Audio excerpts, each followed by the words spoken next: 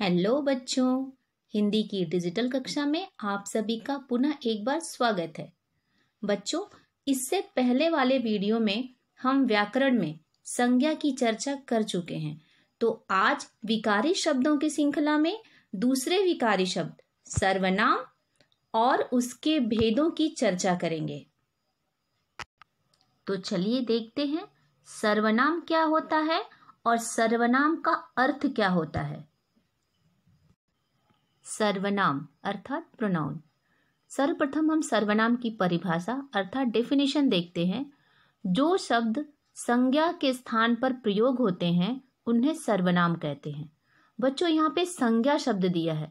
आप सभी लोगों ने संज्ञा के बारे में अच्छी तरह जानकारी ली है कि संज्ञा का अर्थ होता है नाम, अर्थात किसी भी नाम की जगह पे जो शब्द प्रयोग होता है उसको हम सर्वनाम कहते हैं। उदाहरण के तौर पे देखते हैं, तुम, वह, हमारा, वे, उसका, उसकी, यहाँ, वहाँ, कहाँ, किधर इत्यादि।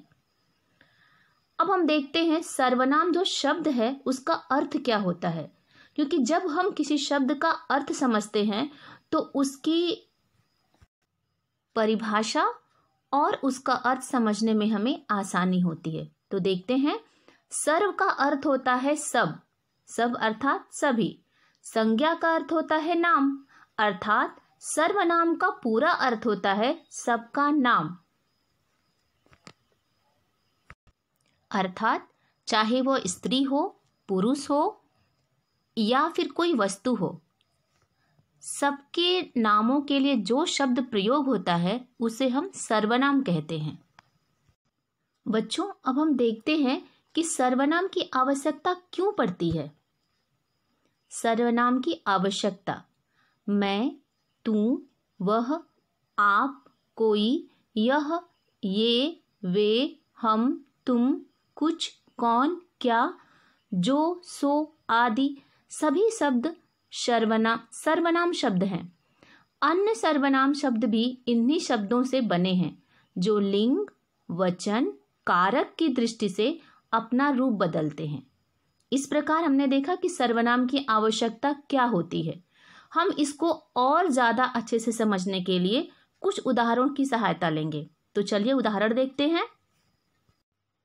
इस प्रकार हम उदाहरण में देख रहे हैं कि सीता कल गांव जा रही है। सीता ने अपना सारा सामान बांध लिया है।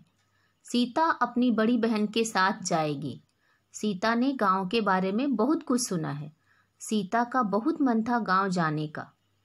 यहाँ पे हमने देखा कि सीता अर्थात जो संज्ञा है उसका बार बार प्रयोग हुआ है और यह गद्यांश जो है संज्ञा के बार बार प्रयोग से बड़ा ही अटपटा और कह सकते हैं कि नीरस सा लगने लगा है।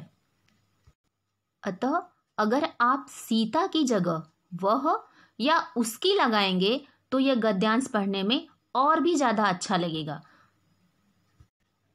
दूसरा उदाहरण है, यह सुमित है। सुमित मेरा सबसे अच्छा मित्र है। पिताजी डॉक्टर हैं। उसकी माताजी और मेरी माताजी एक विद्यालय में अध्यापिका हैं। वे दोनों अच्छी सहेलियां हैं। उनका परिवार अक्सर हमारे घर पर आता है।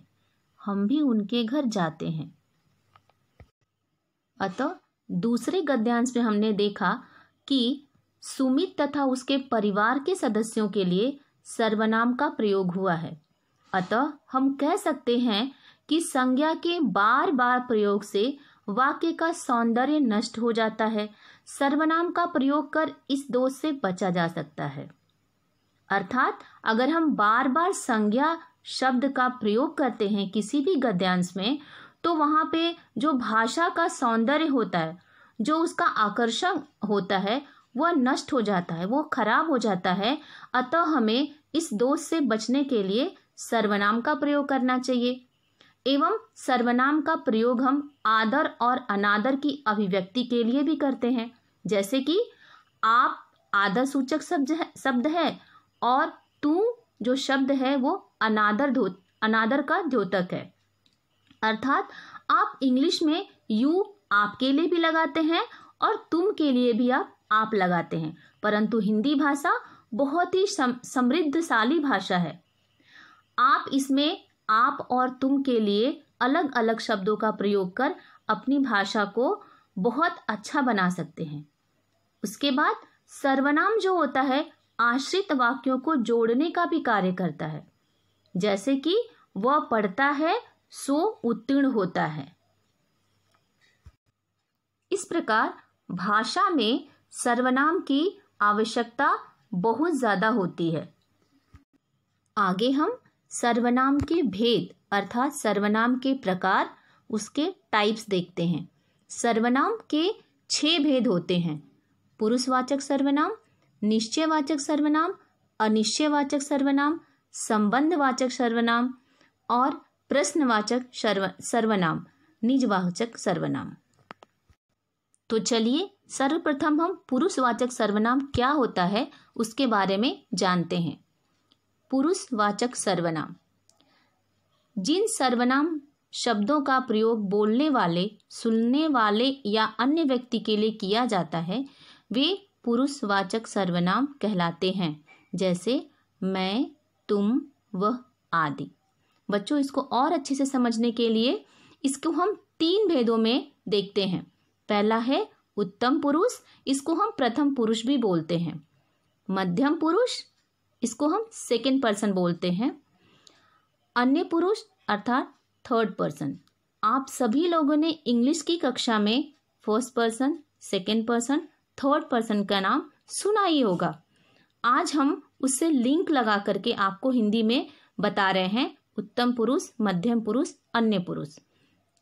बच्चों, प्रथम पुरुष, मध्यम पुरुष और अन्य पुरुष को समझने के लिए बहुत ही एक जो कहते हैं कि साधारण जो उदाहरण है, मैं बोल रही हूँ और आप सुन रहे हैं और मैं तीसरे के बारे में जो बता रही हूँ वो तीनों ही आते हैं। जैसे कि मैं बोल रही हूँ, मैं उत्तम पुरुष अर्थात प्रथम पुरुष, और आप सुन रहे हैं अर्थात मध्यम पुरुष, और जिसके बारे में मैं बता रही हूँ वो अन्य पुरुष। समझिए, अगर मैं गांधी जी के बारे में बता रही हूँ तो वो अन्य पुरुष में आएंगे। चलिए उत्तम पुरुष देखते हैं। उत्तम पुरुष अर्थात फर्स्ट पर्सन जिन सर्वनाम को बोलने या लिखने वाला अपने लिए प्रयोग करता है उसे उत्तम पुरुष कहते हैं। जैसे मैं अपने लिए प्रयोग करूंगी, मैं, हमारा, मेरा। जैसे आपने उदाहरण में देखिए चित्र में, मैं टीवी देखूंगा, यह मेरे लिए प्रयोग है। हम 5वीं कक्षा के छात्र हैं, मेरा नाम अनिल है। इस प्रकार जिन सर्वनाम शब्दों का प्रयोग हम अपने लिए करते हैं वे सभी फर्स्ट पर्सन अर्थात उत्तम पुरुष में आते हैं। मध्यम पुरुष अर्थात सेकंड पर्सन जिस सर्वनाम को बोलने वाला सुनने वाले के लिए प्रयोग करता है उसे मध्यम पुरुषवाचक सर्वनाम कहते हैं। जैसे मैंने पहले ही बताया, आप अभी इस वीडियो को देख रहे हैं और सुन रहे हैं, अतः आप मध्यम पुरुष में आते हैं। आप चित्र देखिए, उदाहरण के तौर पे आपको समझ में आएगा। तुम चित्र बनाओ, आप इधर बैठिए, अर्थात यह मध्यम पुरुष के शब्द हैं, तुम और आप। अन्य पुरुष थर्ड पर्सन जिस सर्वनाम को कहने या बोलने वाला किसी अन्य पुरुष के लिए प्रयोग करता है उसे अन्य पुरुषवाचक सर्वनाम कहते हैं। जैसे वो झूठ नहीं बोलता, हम ये तीसरे के लिए बता रहे हैं। उसके पास कार है, अर्थात ये भी आपके लिए नहीं है, मेरे लिए नहीं है, ये तीसरे व्यक्ति के लिए, अर्थात ये थर्ड पर्सन हो गया। इस प्रकार पुरुषवाचक सर्वनाम को हमने 3 रूपों में समझा। अब हमारा दूसरा सर्वनाम है निश्चयवाचक सर्वनाम। बच्चों, यहाँ पे इसका नाम ही निश्चयवाचक है। निश्चय मतलब जो निश्चित हो, जिसमें कोई हमें संदेह ना हो, इसको हम बोलते हैं निश्चयवाचक सर्वनाम। जो सर्वनाम किसी व्यक्ति अथवा वस्तु का निश्चित बोध अर्थात निश्चित ज्ञान कराते हैं, वे निश्चयवाचक सर्वनाम कहलाते हैं। यहाँ चित्र में देखिए 2 बच्चे हैं। यह मेरी पतंग है। उस बच्चे को पता है, अर्थात वह निश्चित है, श्योर है कि वह उसकी पतंग है। ये मेरे दादा दादी हैं। यहाँ पे ये पता है हमें कि ये मेरे दादा दादी हैं। और यहाँ पे यह किसकी टोपी है, यह जो संकेत किया गया है वह बता रही है लड़की कि यह किसकी टोपी है, अर्थात यहाँ पे कोई संदेह नहीं है, कोई अनिश्चितता नहीं है। अब हम आगे देखते हैं। तीसरा है अनिश्चयवाचक सर्वनाम। जिस प्रकार हमने निश्चयवाचक सर्वनाम पढ़ा जहाँ पे हम निश्चित होते हैं, श्योर होते हैं, वैसे यहाँ पे अनिश्चयवाचक, अ मतलब नहीं, अर्थात जहाँ पे निश्चितता न हो उस सर्वनाम को देखते हैं। जिन सर्वनाम शब्दों से किसी निश्चित वस्तु अथवा व्यक्ति का बोध न हो उसे अनिश्चयवाचक सर्वनाम कहते हैं। जहां आप नहीं समझ पाते हैं कि वह चीजें श्योर हैं अर्थात निश्चित हैं कि नहीं है।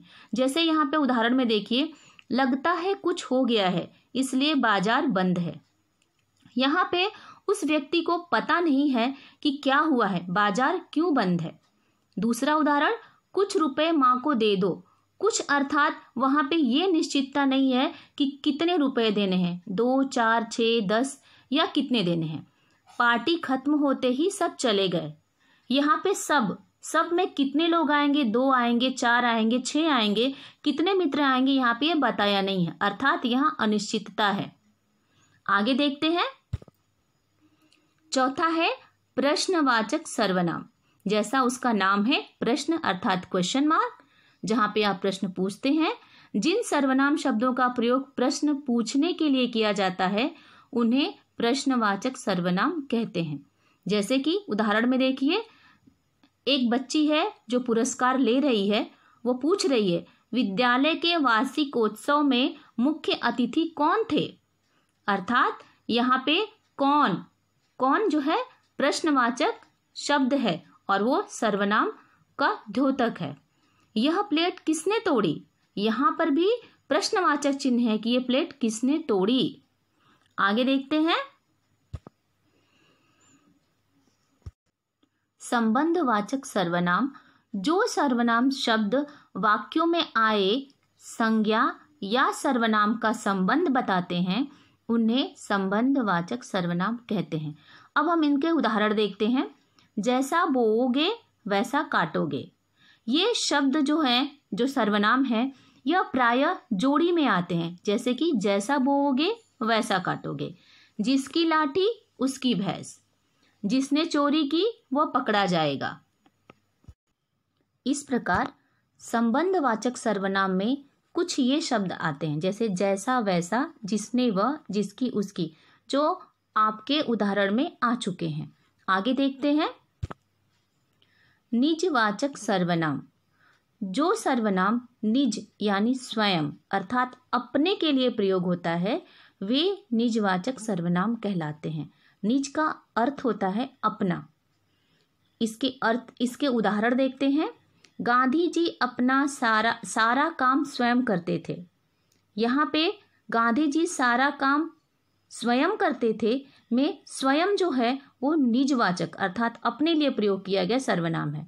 मैं अपने आप विद्यालय जाता हूँ अर्थात यहाँ पे अपने आप अर्थात स्वयं के लिए इस बच्चे ने प्रयोग किया है, अर्थात ये निजवाचक सर्वनाम है। इस प्रकार बच्चों हमने सर्वनाम के 6 भेद पढ़े।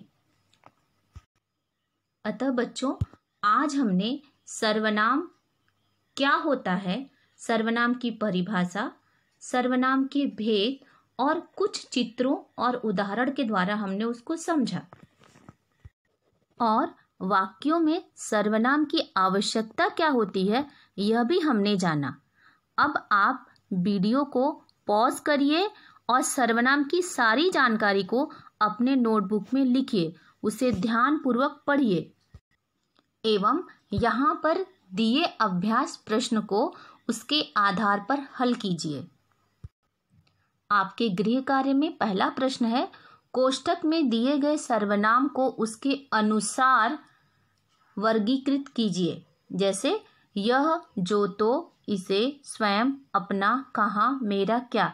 ये जो शब्द हैं इनको अलग अलग सर्वनाम के जो प्रकार हैं उसमें आपको वर्गीकृत करना है अर्थात बांटना है। दूसरा प्रश्न है, सर्वनाम किसे कहते हैं उदाहरण सहित स्पष्ट कीजिए। जो ऑलरेडी आपको वीडियो में बता दिया गया है। सर्वनाम की परिभाषा लिखना है आपको और उदाहरण के साथ उसको समझाना है। सर्वनाम के भेद पर आधारित एक एक वाक्य लिखिए। ये अगले प्रश्न में देखते हैं। सर्वनाम के भेद पर आधारित एक एक वाक्य लिखिए। पहले कॉलम में अर्थात पहले लाइन में आप लिखेंगे सर्वनाम, कौन सा सर्वनाम, और उस पर आधारित एक वाक्य, अर्थात अगर आप पुरुषवाचक सर्वनाम लिख रहे हैं तो पुरुषवाचक पे आधारित एक वाक्य लिखना है। और प्रश्न नंबर 4 है, निम्नलिखित वाक्यों में आए सर्वनाम को रेखांकित कीजिए। यहाँ पे कुछ वाक्य दिए हुए हैं, वहाँ पे जब आपको समझ में आता वहाँ पे रेखांकित करना है, अर्थात अंडरलाइन करना है, और वह कौन सा सर्वनाम है यह लिखना है। मिलते हैं हिंदी की अगली कक्षा में, तब तक के लिए धन्यवाद।